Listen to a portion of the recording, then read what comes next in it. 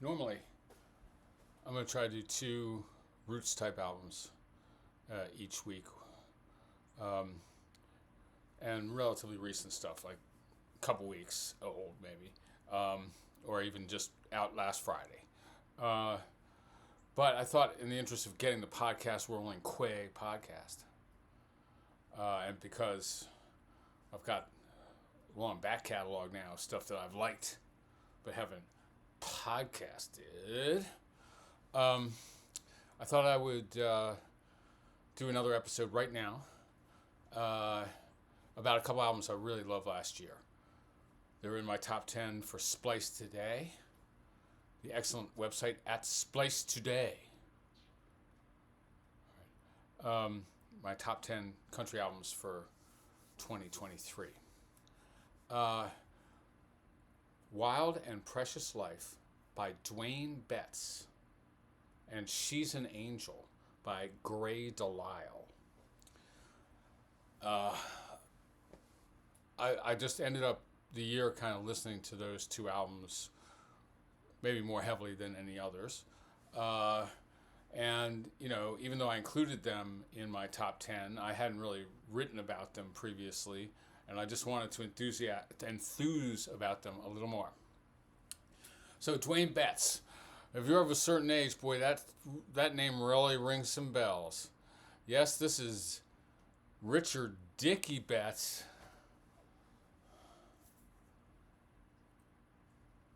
His son, Duane.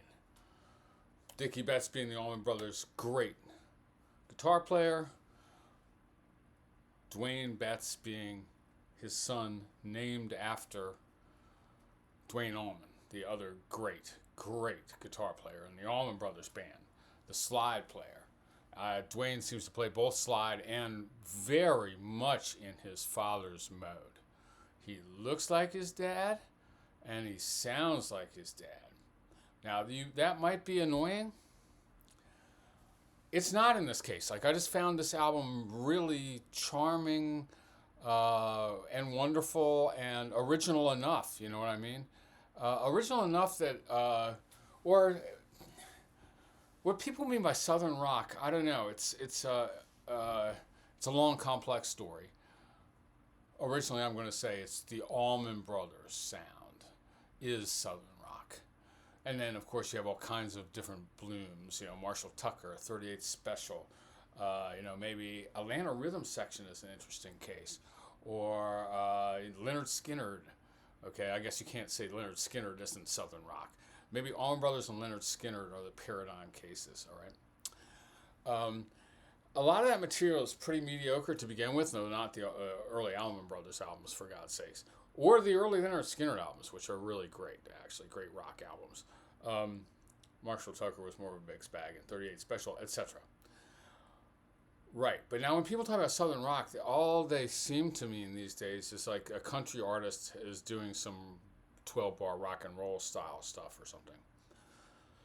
But the original Southern rock, as played, I guess like the great album I would think of here is the one that sounds most like this Duane Betts album is Brothers and Sisters by the Allman Brothers. What a great classic, okay. Lord, I Was Born a Rambling Man. I mean, just go back and listen to that. It will always stand up well. Brothers and Sisters, after the loss of Duane Allman. 73. I saw them right around in there with the Grateful Dead at RFK Stadium in D.C. What a great show. What a mess, though. But it seemed like everyone was getting arrested. It was all fucked up. Anyway. My memories are vague. Now, Duane, though, boy, he's a young guitar slinger. Like I say, I mean, in a way, like you want to go, oh, Nepo baby, don't sound just like your daddy. But after you listen to this album, you go like, oh, fuck, I remember Southern rock.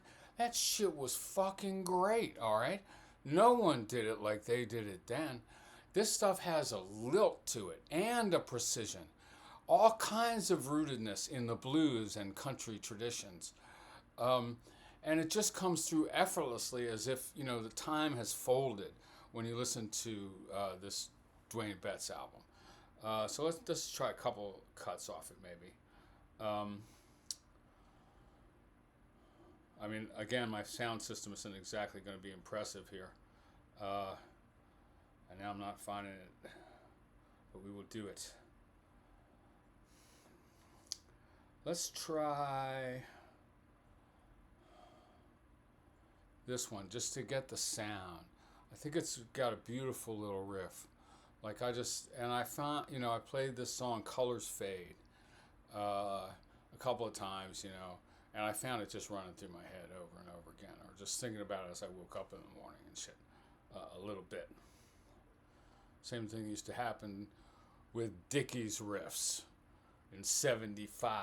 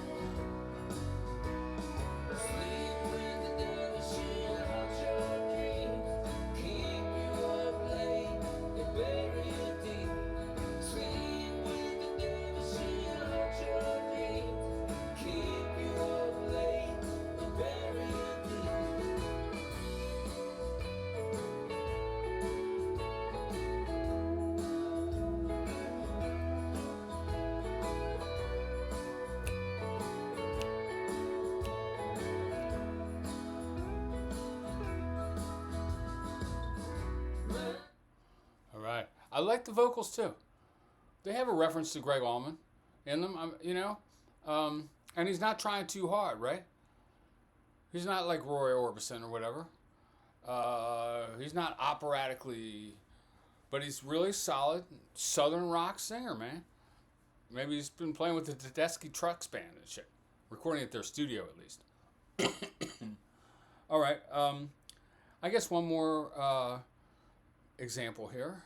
This one's called Forest Lane, Forrest, Forest Lane.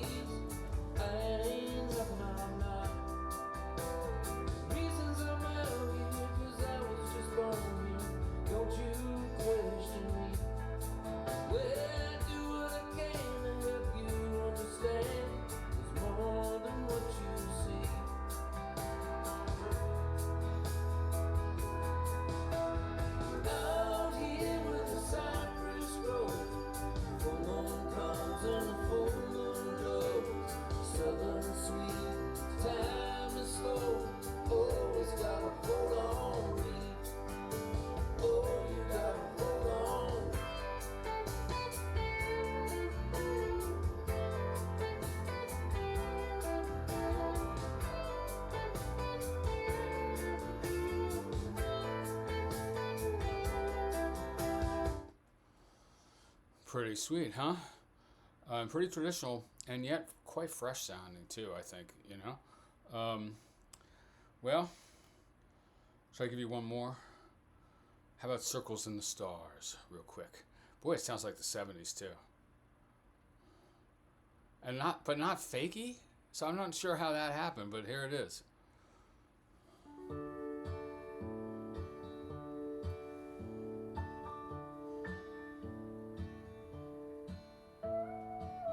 might find me in a hotel lobby, waiting to take your heart. You might find me in all my glory, just trying to find a little spark. We might make it all the way, don't have to go too far. Out in a hollow desert, just you and me, drawing circles in the stars. Drawing circles in the stars. Drawing circles in the stars.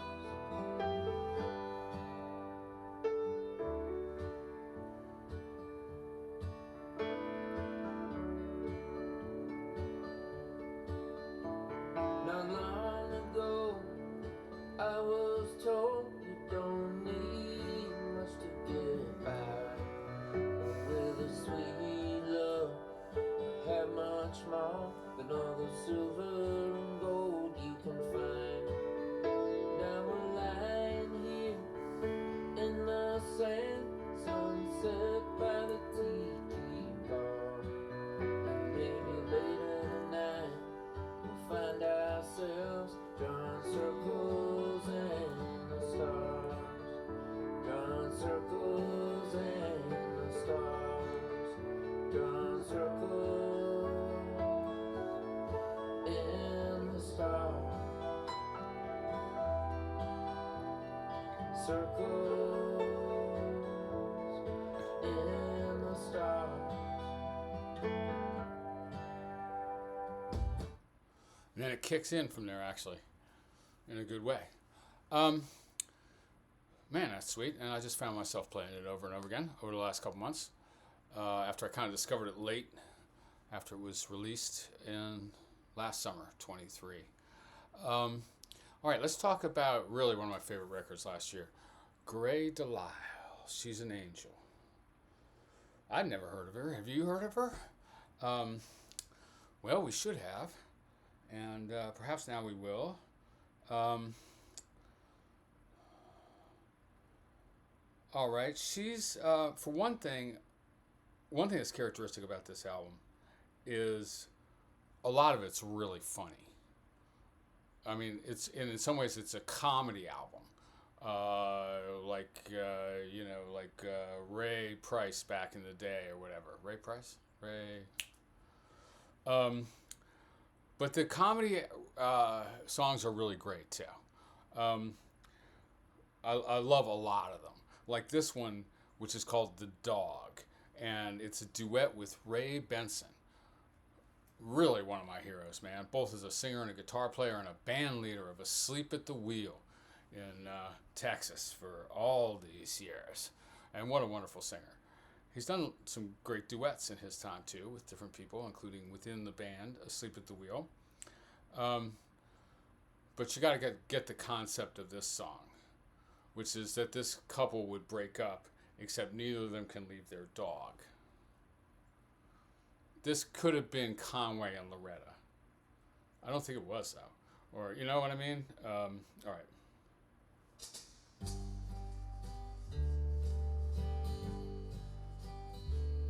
When I say I'll be leaving, you best be believing. I swear this is really the end. As I pack my belongings, I know I'll be longing for kisses from woman's best friend. I'm tired of begging for scraps while you sit there and sneer like a bump on a log. I cry in the driveway, but don't hit the highway, 'cause dang it, can't leave the dog. I can't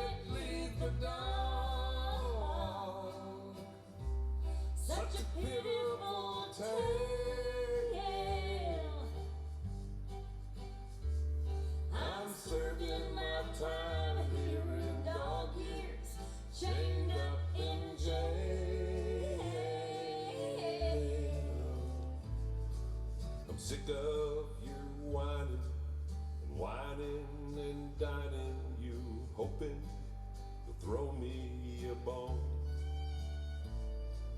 I'm happier letting my friends on the TV watch me eat McRibs and get stoned. I dream about going somewhere you're not known and living life high on the hog.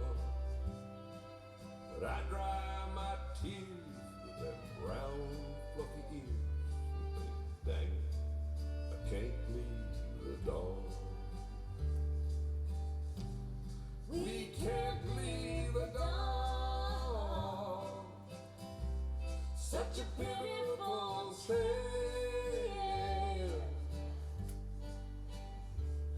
We're serving our time here in dog years, chained up in jail. Ain't it more like a pound? Hush, you dirty old hound. That's pretty funny, and it's pretty good. And one thing about her is, Great Delisle, she's a kick-ass country singer, man, and she can hit a lot of different modes, too. She sounds quite like Dolly, I'm sure intentionally on a number of songs. I should have had notes here. And then like Loretta or Patsy or something, pretty quietly, I'm not ostentatiously, but I just think she's really a good singer, and I like the way this whole thing is produced too. Real loose, actually, not quite finished. You know, unlike most of these Nashville things and stuff like this, which are, even if it's roots music is done too slickly, like this is just as much as it needs to be like really good traditional country with really strong songs. I think. Like, how about this one? The eternal relation between a woman and her guitar player.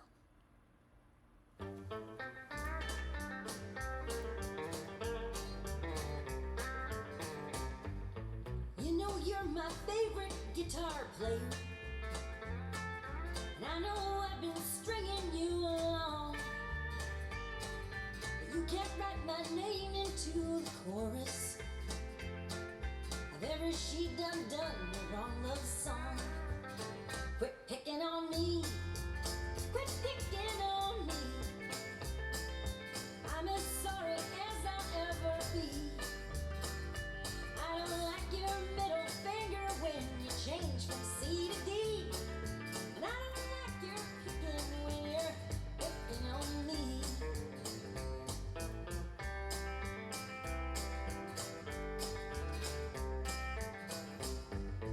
You know you're the world's greatest musician, and I know that I really struck a chord when you write your next great composition. I reserve the right to be ignored. There's a great video of her doing that, kind of acoustic with her guitar player, who's great, or a guitar player, who I'm thinking maybe her boyfriend or whatever too, or her husband or something. I'm kind of hoping she wrote this topically about a specific person or whatever. It is the eternal problem when someone's singing their done me wrong love song about you, but fortunately you're yourself a country singer. So I don't know what can happen for Great Delisle's career. It should blossom though, or at least I want more records. That's for dang sure, because this one, She's an Angel, is great, and it doesn't only hit the funny stuff. She can do beautiful stuff too. And I would like to hear more of that as well. But these are dynamite fun songs. Well, okay, Crispy Roots,